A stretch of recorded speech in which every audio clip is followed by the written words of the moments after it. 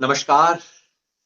आज एक खास बातचीत इसलिए क्योंकि पिछले 2 दिन से बहुत लोग हैं मुझे जो देशभक्ति का पाठ पढ़ाना चाह रहे हैं। और जैसा आमतौर पे होता है, ये इशारा सरकार से होता है, फिर उसमें आग चैनल लगाती हैं और उसके बाद सब कुछ शुरू हो जाता है। पिछले 2 दिन से ये सब चल रहा है। पहले कल कुछ व्हाट्सएप ग्रुप पे मेरा नंबर लगा दिया गया, मेरा पर्सनल फ़ोन नंबर है लगा दिया गया और उसके बाद जो कॉल आने शुरू हुए, कुछ शायद 1000 के करीब कॉल मेरे को 2 घंटे के अंदर आ गए। फ़ोन बंद कर दिया।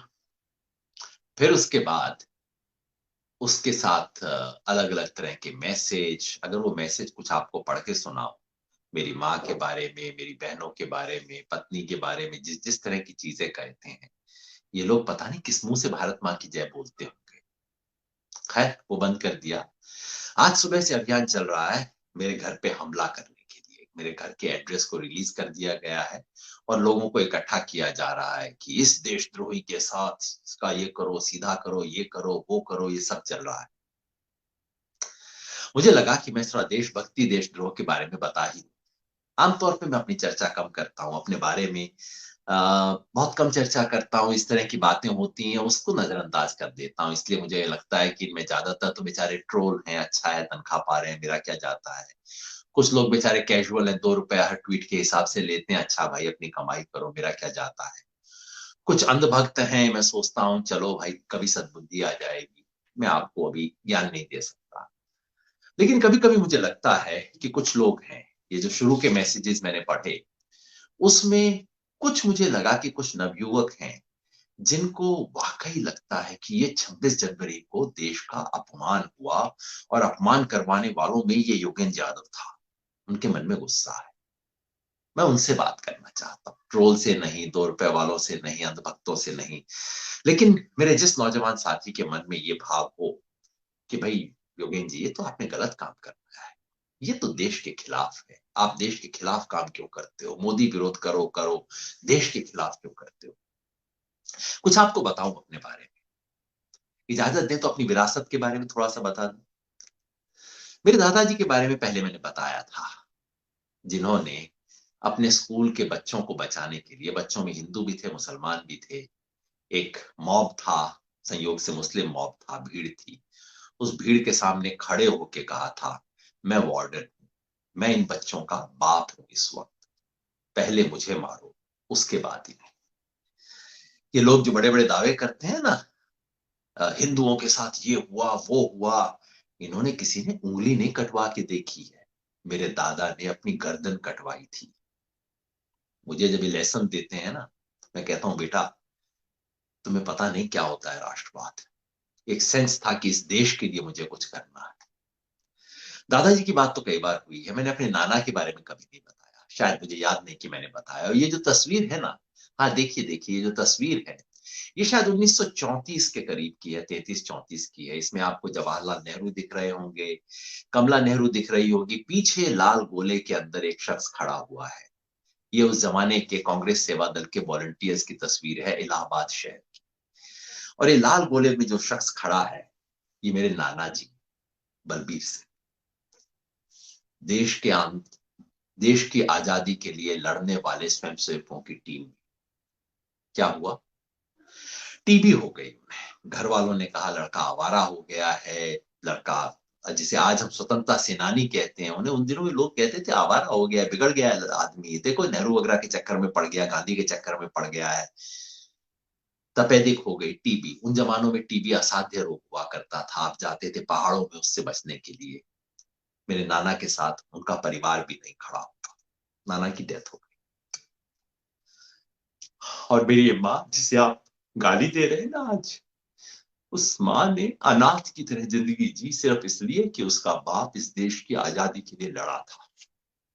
देखना चाहें तो ताम्रपत्र भी दिखा दूँगा। राष्ट्रवाद की बातें करते हैं आप मेरे साथ। छोड़िए, बहुत दूर से बैठ के आप युद्ध की बात करते हैं। मैंने 1971 का युद्ध अपनी आँख से देखा है। गंगानगर में रहता था, 20 किलोमीटर दूर बॉर्डर से। और जिस दिन युद्ध शुरू हुआ, ट्रेन पे मेरी माँ हमें लेके दिल्ली आ गई थी। अपनी आंख से मैंने गोले चलते हुए देखे हैं। इंदुमल कोट एक जगह है जो बिल्कुल बॉर्डर के पास से गुजरती है, वहां आंख से गोले चलते हुए देखे हैं। और 17 दिन अपने पिताजी के बारे में सोचा है। उन दिनों ना फोन था, ना ट्रंक कॉल थे, कुछ नहीं था। 17 दिन धुक धुक करते हुए, क्योंकि डैडी पीछे थे, माँ बच्चों को लेके दिल्ली आ गई थी।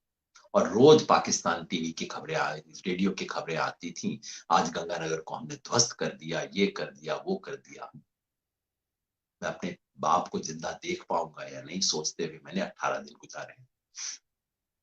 युद्ध को देखा है अपनी आंख से। पूरे शहर में आर्मी थी हमारे गंगानगर। आर्मी के तमाम अंकल्स थे। युद्ध होना था 6 महीने पहले से, सबको पता था। बंकर्स थे, हर घर के बाहर एयरक्राफ्ट गन लगे हुए थे। मेरे घर के सामने बंकर बना हुआ था। और आर्मी के सब अंकल से दोस्ती हो गई थी। उनमें से कई अंकल रहे, बाद में मिलने गया। किसी की टांग कटी हुई थी, कुछ अंकल रहे नहीं थे। ये आप जो राष्ट्रवाद और युद्ध की बात टीवी स्टूडियो में बैठ के करते हैं ना, वो आंख से देखा हुआ है। मौसा ब्रिगेडियर राय सिंह वीर चक्र प्राप्त 1962 के। शरीर में 14 गोलियां थी जिसके साथ वो जिए। पढ़ लीजिएगा थोड़ा उनके बारे में। परिवार विरासत के बारे में छोड़िए, उसमें मेरा क्या योगदान है, मैं तो सिर्फ देखा है। विचार की बात आपको बताऊं, गांधी लोहिया जयप्रकाश परंपरा से हूं। आजकल लोग कहते हैं लेफ्टिस्ट, नक्सलाइट, माओइस्ट, बेचारों को पता नहीं है। जैसे कोई कह दे कि सनातनी और आर्य समाजी एक होते हैं। कोई भोगा आर्य समाजी तो आपका सर पकड़ लेगा, कहेगा तुम्हें इतना भी नहीं पता। ये जो लोहिया जयप्रकाश की परंपरा थी समाजवादी आंदोलन की, उसका कम्युनिस्ट लोगों से फर्क यही था, राष्ट्रवाद के सवाल पे फर्क था। कम्युनिस्ट लोग को एंटी नेशनल नहीं थे, लेकिन वो इंटरनेशनलिस्ट सोचते थे। कहते थे नेशनलिज्म छोटी चीज है, इंटरनेशनलिज्म बड़ा है। और उसके बरक्स समाजवादी कहते थे, लोहिया जयप्रकाश कहते थे, शुरुआत राष्ट्रवाद से, राष्ट्रभक्ति की परंपरा से आए। ये वो लोहिया है जो लाहौर जेल में जिनका टॉर्चर हुआ था। ये वो जयप्रकाश हैं जिन्होंने हजारीबाग जेल को फांद के अंग्रेजों के खिलाफ लड़ाई की थी। ये वो लोहिया हैं जिन्होंने 1962 में नेहरू की जो गफलत थी चीन पे, उसके खिलाफ सबसे पहले आवाज उठाने वाले लोगों में से थे। ये परंपरा है राष्ट्रवाद की, ये विरासत है। मगर मेरे अपने काम पे आप पूछेंगे, कहेंगे भैया ये तो आपकी विरासत है, हो सकता है अच्छी हो, राष्ट्रवादी हो, लेकिन आपने क्या किया। मैंने बहुत साल अध्यापन किया, टीचिंग की, रिसर्च की, किताबें लिखी। लोग कहते हैं शोहरत कमाई, जरूर कमाई होगी, लेकिन उसके साथ साथ इस देश के लिए भी कुछ किया। इस देश के लिए जो किताबें लिखी, वो किताबें इस देश के लोकतंत्र की प्रतिष्ठा स्थापित करने वाली थी। जो मेरी रिसर्च थी, 15-20 साल की रिसर्च, उसने पहली बार दुनिया में स्थापित किया कि इंडिया का जो डेमोक्रेसी है वो किसी से छोटा नहीं है। किताब लिखी एक, जॉन हॉपकिंस यूनिवर्सिटी प्रेस से आई थी, जिसमें स्थापित किया गया कि जो इंडिया का मॉडल है डेमोक्रेसी का, उससे पूरी दुनिया को सीखना चाहिए। दुनिया में लेक्चर्स दिए, लेक्चर टूर किए, इंडियन डेमोक्रेसी की महिमा को बताते हुए कि हमें यूरोपियन अमेरिकों से डेमोक्रेसी सीखने की जरूरत नहीं है, हम दुनिया को कुछ सिखा सकते हैं डेमोक्रेसी के बारे में। वो तब जबकि इस डेमोक्रेसी में सिखाने लायक था। और सन 2000 में जब इलेक्शन कमीशन ऑफ इंडिया ने 50 साल अपने बिताए, 50वीं वर्षगांठ पे इलेक्शन कमीशन ने पूरे दुनिया के इलेक्शन कमिश्नर्स को बुलाया और उन्हें कहा हम आपको बताते हैं कि डेमोक्रेसी इंडिया में कैसी होती है। और वो बात बताने के लिए इलेक्शन कमीशन ऑफ इंडिया ने मुझे चुना था। किताबें लिखी, एनसीईआरटी की किताबें लिखी बच्चों के लिए 2 साल तक, सब कुछ छोड़ के। एक पैसा रॉयल्टी का नहीं लिया जो बकवास करते रहते हैं लोग, एक पैसा नहीं लिया, क्योंकि ये मेरा राष्ट्रवाद था। अपने आने वाली पीढ़ी को समझाना कि इस देश में क्या खूबसूरत है, क्या ऐसी वैल्यूज हैं इस देश की जो हमें सीख के जानी चाहिए। जिक्र करते हैं इस कमेटी में बैठे, उस कमेटी में बैठे, कोई सोनिया गांधी की एनएसी में बैठे, भैया एक दिन भी ना बैठा उसके अंदर, पता नहीं कैसे मूड लोग ये बातें करते हैं। हाँ, सरकारी कमेटियों में बैठा, सिटिंग फीस तक नहीं ली आज तक एक भी सरकारी कमेटी पे। सबके रिकॉर्ड बीजेपी वालों के पास होंगे, आज निकलवा के देख लीजिए, एक पैसा अगर लिया हो किसी सिटिंग फीस के लिए। ये मेरा राष्ट्रवाद था कि मुझे इस देश के लिए कुछ करना है। ये जो गमछा पहन के बैठा हूं ना, यूं ही नहीं पहनता, कोई स्टाइल स्टेटमेंट नहीं, कोई फैशन स्टेटमेंट नहीं है। इस देश को जोड़ने के लिए हम सबको छोटा छोटा काम करना होगा। राष्ट्र निर्माण सिर्फ सरकारी कमेटियों में नहीं हो जाता, राष्ट्र निर्माण के लिए हम सबको कुछ करना होगा, जोड़ना होगा।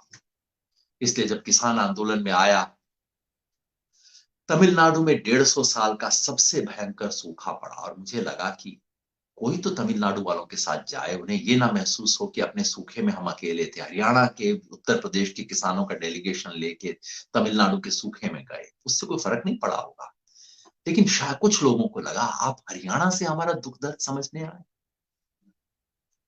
राजनीति में आने से पहले SYL कनाल पे पंजाब हरियाणा का जो डिस्प्यूट था, जिसको सारी तरफ से दोनों नेता आग देने की कोशिश करते, हमने हरियाणा पंजाब के लोगों को साथ बैठाया, कहा कि एक रास्ता निकालें, हरियाणा पंजाब को जोड़ना है, तोड़ना नहीं है। दर्द से दर्द का रिश्ता बन के राष्ट्र बनता है। जब सूखा पड़ा बुंदेलखंड में, मराठवाड़ा में, न दोनों मेरे प्रदेश हैं, न दोनों में कोई चुनाव लड़ा है, न लड़ने की कोई संभावना है, लेकिन देश को दर्द के रिश्ते से जोड़ता है। इसलिए हमारे साथियों ने मिलकर पदयात्रा की। मेरे लिए ये राष्ट्रवाद है। ये जो पंजाब और हरियाणा को भड़का रहे हैं SYL के सवाल पे, जिन पार्टियों की पंजाब यूनिट एक बयान देती है, हरियाणा यूनिट दूसरा बयान देती है, ये राष्ट्रवादी नहीं, ये गद्दार है। राष्ट्रवादी वो है जो देश के टुकड़ों को तोड़ने की नहीं, जोड़ने की कोशिश करे, अपनी तरफ से कोशिश। आप कहेंगे ये सब बातें तो चलिए बैकग्राउंड है, ये वाला 26 जनवरी के मुद्दे पे बताइए, आप इससे क्यों भाग रहे हैं? नहीं भाई, भाग नहीं रहा, पूरा बताऊंगा, आप डरिए मत, छुपाने को कुछ नहीं है, सच है और पूरा सच बताऊंगा आपको। एक बात याद आई, वो मेरे फेवरेट कवि हैं सर्वेश्वर दयाल सक्सेना, उन्होंने कहा था, देश कागज पर बना नक्शा नहीं होता। देश सिर्फ नक्शा नहीं है, नक्शा ठीक हो गया, देश बन गया। देश बनने के लिए देशवासियों को जोड़ने की जरूरत होती है, और अपने तरीके से छोटा बड़ा ये काम किया है, सार्वजनिक जीवन में आने से पहले और सार्वजनिक जीवन में आने के बाद। देश को जोड़ने के लिए भाषाओं को जोड़ना होगा, भारतीय भाषाओं को स्थापित करना, हिंदी को स्थापित करना, बाकी, और हिंदी को बाकियों की सास बना के नहीं, बाकियों के साथ एक ब्रिज बना के जोड़ना, बाकी सब भाषाओं से एक रिश्ता बनाना, बाकी प्रदेशों से रिश्ता बनाना। जिन लोगों को अपने शहर, अपने गांव, अपने राज्य के बाहर एक बात पता नहीं है, वो राष्ट्रवाद पे भाषण देते हैं। भैया राष्ट्रवाद करना है ना, थोड़ा सा जाके मणिपुर, मेघालय, मिजोरम, त्रिपुरा, नागालैंड, अरुणाचल में घूम के आएंगे। जो लोग अमेरिका, इंग्लैंड के स्टेट्स के बारे में तो बातें बता देते हैं, मणिपुर, मेघालय, मिजोरम में एक एक लाइन नहीं लिख सकते, उनसे मैं कहता हूं जरा एक बार घूम, राष्ट्रवाद उसके बाद आपको समझ आएगा। मैं 26 जनवरी की घटना से बस नहीं रहा, वो भी आपको बता दूं।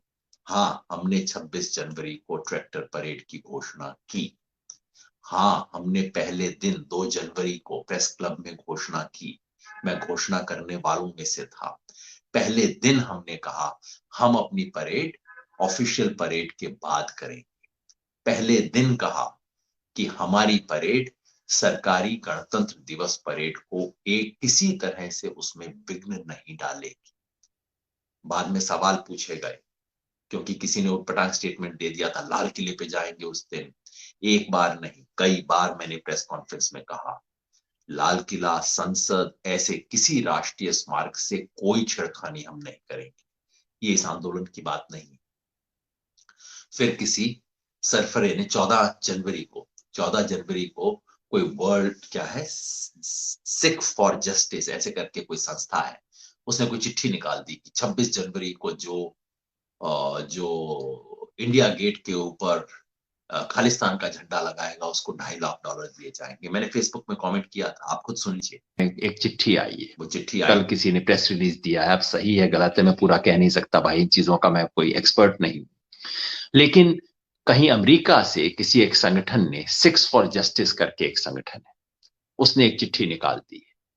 चिट्ठी में क्या कहा गया है कि 26 जनवरी के मार्च में, 26 जनवरी को जो जाके इंडिया गेट के ऊपर खालिस्तान का लगा देगा झंडा, उसको उसको क्या कोई $2.5 लाख, मतलब समझ लीजिए कोई 2 करोड़ रुपया, इतना इनाम दिया जाएगा। बताइए क्या खेल है। अब ये कौन संगठन है, क्या है, मैं नहीं जानता, लेकिन ऐसी कोई हरकत इस आंदोलन को तोड़ने और बदनाम करने की हरकत है। ये दोस्त नहीं है इस आंदोलन के, ये तो दुश्मन है इस आंदोलन के। ये बात मैंने 14 जनवरी को बोली थी, पहले की बात नहीं कह रहा हूं। 14 जनवरी को बोली थी, दोस्त नहीं दुश्मन। हर स्टेज पे हमने स्पष्ट रूप से कहा था यह आंदोलन क्या करेगा, क्या नहीं करेगा। फिर आप कहेंगे इसके बावजूद भी हुआ। बिल्कुल हुआ। और जैसे ही हमें खबर मिली, 25 तारीख को पुलिस से लंबी बातचीत हुई, 6 राउंड नेगोशिएशन के हुए, 4 में मैं उपस्थित था। 25 तारीख को तमाम पुलिस ऑफिसर्स को पता था कि एक ग्रुप है पंधेर और पन्नू वाला, पंजाब किसान मजदूर संघर्ष कमेटी, जो कि अनुशासन को नहीं मानेगा। उसने वीडियो रिलीज कर दिया था, हम रिंग रोड पे जाएंगे। क्या किया पुलिस ने उसके बारे में? हमने पुलिस को सूचना दी थी ये ग्रुप है जो कि बिल्कुल हमारे अनुशासन में नहीं है, आप जाने और ये ग्रुप जाने, हम इसके उसी ग्रुप ने बैरिकेड तोड़ा, उसी ने रिंग रोड जाने की शुरुआत की, उसी ने वो रास्ता खोला जो लाल किले की तरफ ले जाता था। उसके बारे में बात क्यों नहीं होती? क्यों नहीं पुलिस बताती कि इस ग्रुप को, जिसने खुल्लम खुल्ला पहले दिन से संयुक्त किसान मोर्चा के खिलाफ अपना स्टैंड लिया, पूरे आंदोलन को तोड़ने का काम किया, उस ग्रुप को एक स्पेशल जगह क्यों दी गई? बाकी हम तमाम लोग पुलिस बैरिकेड के पीछे हैं, पूरा सिंगू बॉर्डर पुलिस बैरिकेड के पीछे है। सिर्फ एक जवाई है इनका, सरकार का और पुलिस का, जिसको बैरिकेड के उस पार यानी कि पुलिस वालों के पास एक टेंट लगाने की इजाजत दी गई। वो है पंधेर पन्नू का वो ग्रुप, जिसने उस दिन तोड़ा और लाल किले की तरफ जाने की शुरुआत की। क्यों हुआ ऐसा? क्यों उसे स्पेशल ट्रीटमेंट दिया गया? क्यों प्रिविलेज था? इसका जवाब नहीं पूछेंगे? देश प्रेम से है, पूछिए सवाल, क्यों दी गई ये इजाजत? देश प्रेम है ना, तो दीप सिद्धू के बारे में भी पूछ लीजिएगा। कौन है दीप सिद्धू? जरा तस्वीरें आपने देखी होंगी ना, एक बार फिर ये तस्वीरें देख लीजिए। ये दीप सिद्धू जो कि अलगाववादी है। क्यों है? ये देखिए, प्रधानमंत्री है। देखिए इसमें दीप सिद्धू है काली पेंट वाला, देखिए इसमें सन्नी देओल है। और ये फोटो इधर उधर की नहीं है, किसी इलेक्शन रैली की नहीं है, 7 रेस कोर्स रोड के अंदर है, प्रधानमंत्री के आवास में ली गई फोटो है।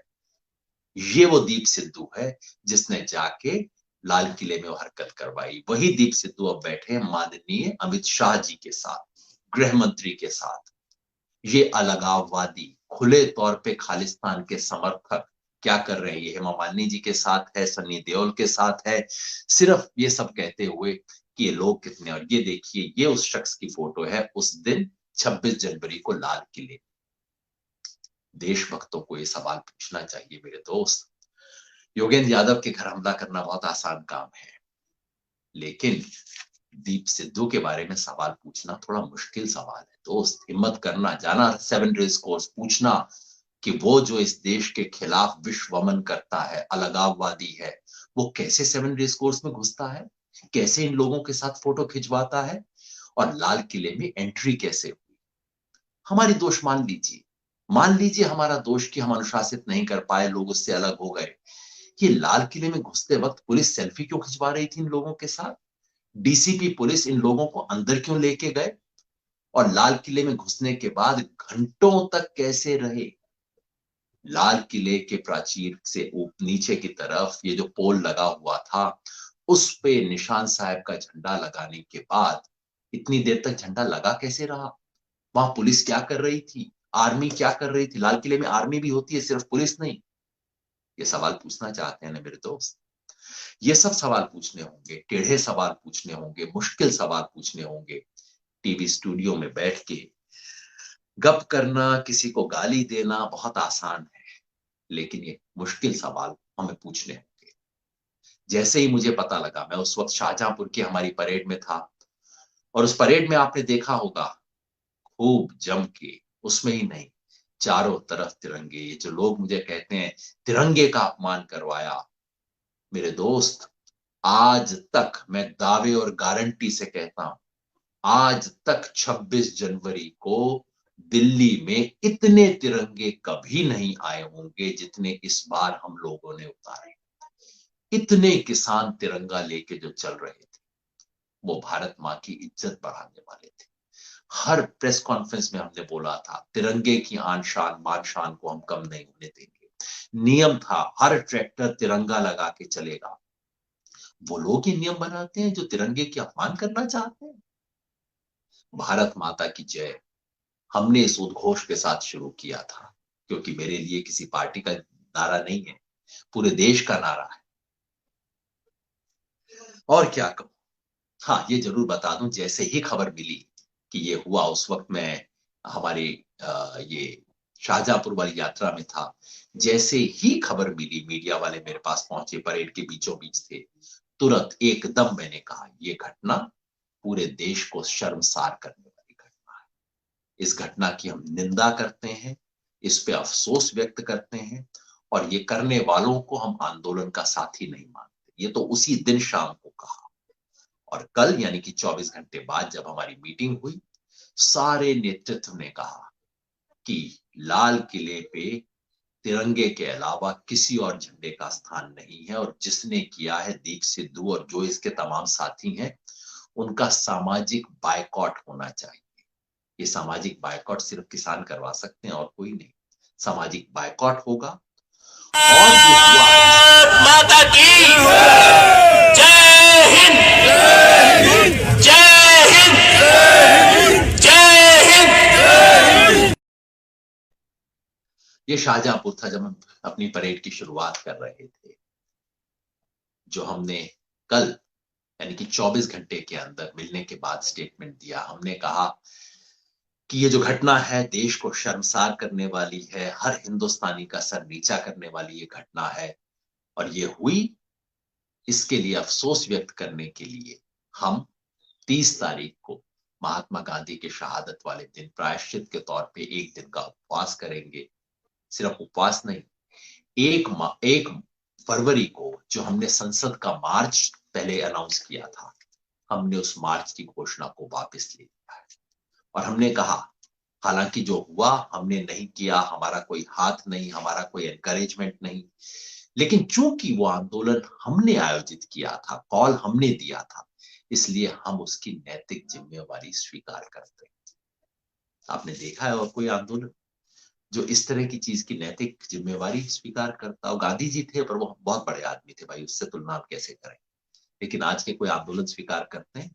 किसान है और किसान आंदोलन है जो इसको स्वीकार करता है।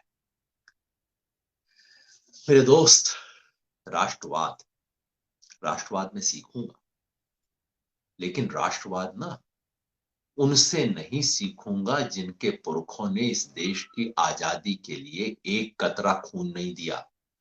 पूछिए इन आरएसएस वालों से, देश की आजादी में कौन सा आरएसएस वाला था जिसने अपनी जान दी, जिसने अपना उंगली का एक कतरा खून दिया हो।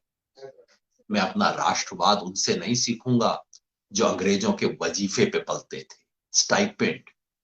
ये वीर सावरकर जिनका नाम लेते हैं ना, ये अंग्रेजों से स्टाइपेंड लेते थे अंडमान से आने के बाद।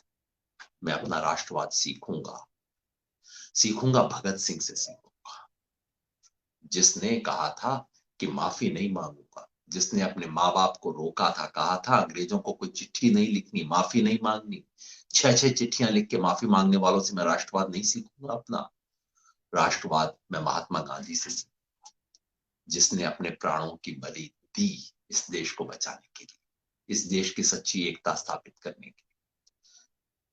रविंद्रनाथ टैगोर ने अपने आप को कभी राष्ट्रवादी नहीं कहा, राष्ट्रवाद के विचार को उन्होंने बुरा बताया, लेकिन रविंद्रनाथ टैगोर मुझे राष्ट्रवाद सिखा सकते हैं, क्योंकि उन्होंने इस देश की विविधता को जोड़ के दिखाया। मैं अपना राष्ट्रवाद डॉक्टर अंबेडकर से सीखूंगा, जिन्होंने राष्ट्रवादी आंदोलन का सहयोग नहीं किया, लेकिन जिसके लिए राष्ट्रवाद इस राष्ट्र के अंतिम व्यक्ति का उत्थान था, सामाजिक न्याय का विचार था, उससे सीखूंगा। देशभक्ति कोई आसान काम नहीं है। देशभक्ति का मतलब ये नहीं कि टीवी स्टूडियो में बैठ के पड़ोसी को गाली देना, है सबसे आसान और सस्ती देशभक्ति है। T20 के मैच में आई लव इंडिया की टी शर्ट पहन के छक्के के ऊपर तालियां बजाना, ये 50 रुपए वाली देशभक्ति है, 500 रुपए वाली देशभक्ति। देशभक्ति त्याग मांगती है, बलिदान मांगती है, देशभक्ति कुर्बानी मांगती है। देशभक्ति मांगती है कि इस देश को आप जोड़ने की कोशिश करें। किसी को गाली देने से देशभक्त नहीं हो जाए। सस्ती देशभक्ति छोड़िए। रघुवीर सहाय की एक पंक्ति थी जो कहती है कि हम कहते हैं ना, मैं सर कटाने के लिए तैयार हूं। सर कटाने का तो मौका ही हमें कहां मिलेगा।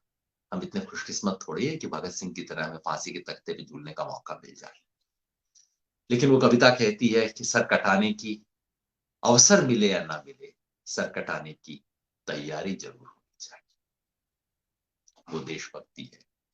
अगर सचमुच देशभक्ति रखेंगे तो आपको आलोचना, सचमुच देशभक्ति रखेंगे, अपने पड़ोसियों से भी नफरत मिलेगी, गलतफहमी मिलेगी, दुष्प्रचार मिलेगा।